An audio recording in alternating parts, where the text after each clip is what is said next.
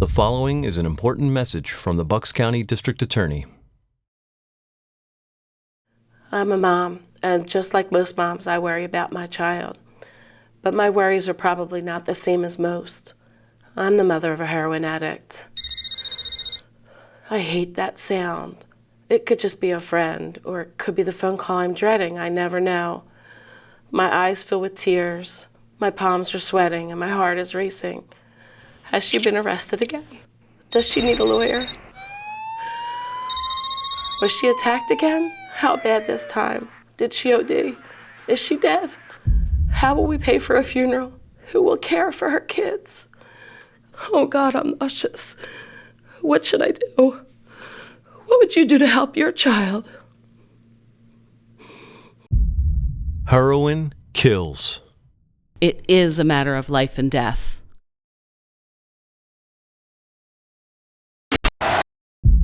The following is an important message from the Bucks County District Attorney.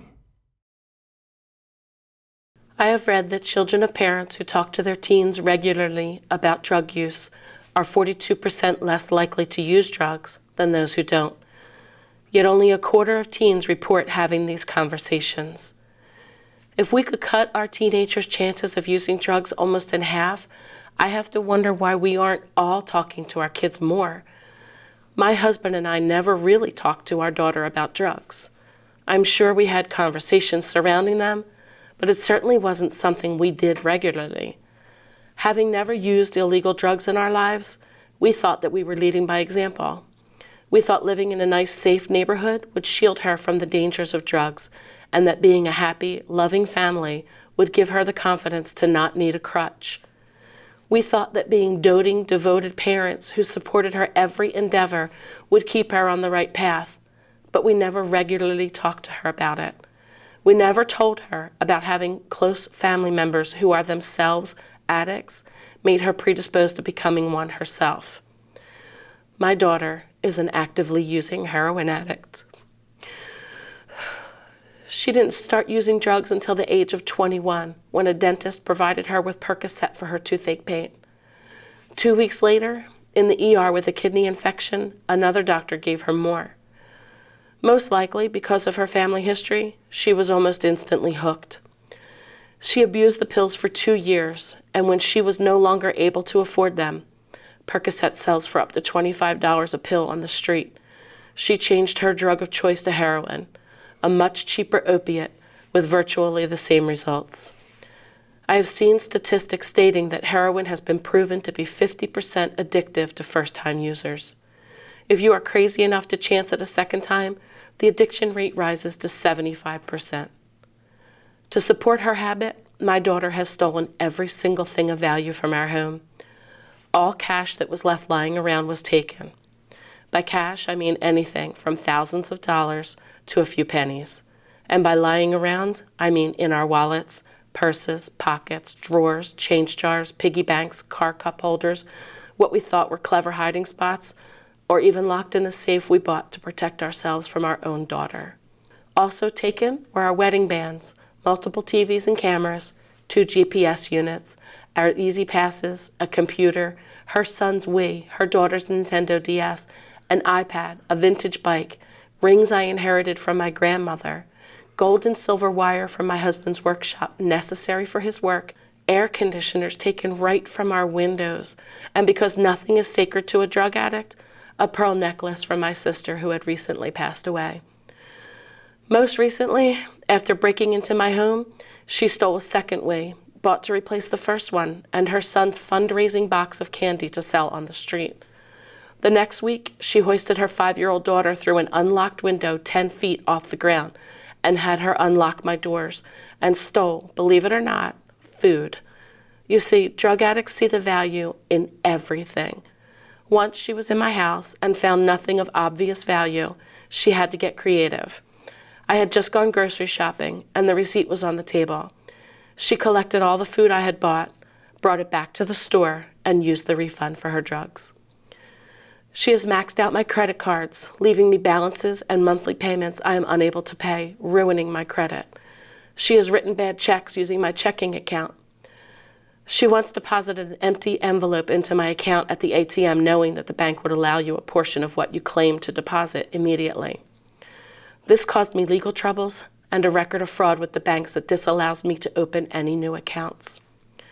She has stolen gift cards given to me for my birthday and Christmas, sold them for half their value, and used the money for drugs.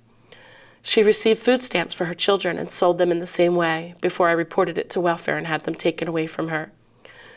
She has been fired from every job she has ever had because of her drug use. She has 3 beautiful children, of which I now have custody because she's no longer able to care for them. I only recently found out she had been taking her children with her to Kensington to purchase her drugs. The final straw for me, the moment I realized I had to cut ties, was when I found her passed out in her car, needles and baggies by her side at her children's daycare. She had been shooting up while waiting to pick them up from school. It became clear that her children's safety was not her first concern, and I finally asked her to leave my home and never come back. She packed her bags, left her children behind, and moved into a shelter in Chester City. That was May 13th, 2013, the day after Mother's Day. She's been arrested for retail theft to pay for her habit, and now has a criminal record, which will follow her for the rest of her life. She has sores, track marks from the needles up and down her arms and on her thighs. She gets abscesses at the injection sites on a regular basis, and her veins have collapsed. Even her sweet, almost baby-like voice that she once had has been affected. Because of the drugs, she now has a deep, raspy, throaty voice. It's almost like the drugs are taking over her body, making her unrecognizable even to her own family. She has had 5 stints in rehab, only to come back and start using again. A few months ago, I got a phone call telling me that she'd been attacked while buying her drugs.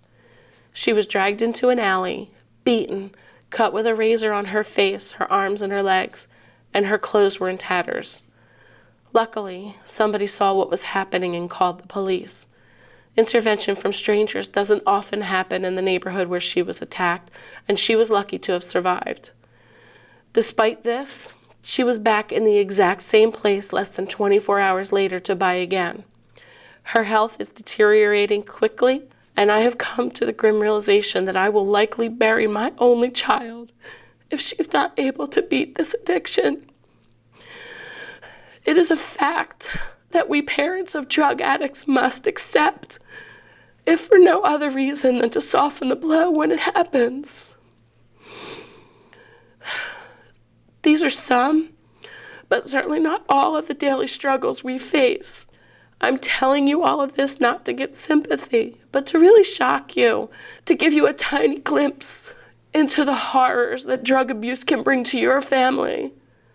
Yes, I said your family. Do not consider yourself or your children immune to this. I want to warn you that anybody, absolutely anybody, is at risk to become a drug addict. Forget all the stereotypes that you associate with drug addicts. Stop saying, not my kid and not in my neighborhood. My daughter is the antithesis of what most people think when they hear the words drug addict. She is a white, middle-class, suburban girl living in a stable, 2-parent household. She was an excellent student and was involved in sports and community activities. She was well-liked, popular, and had a huge family that supported her and loved her.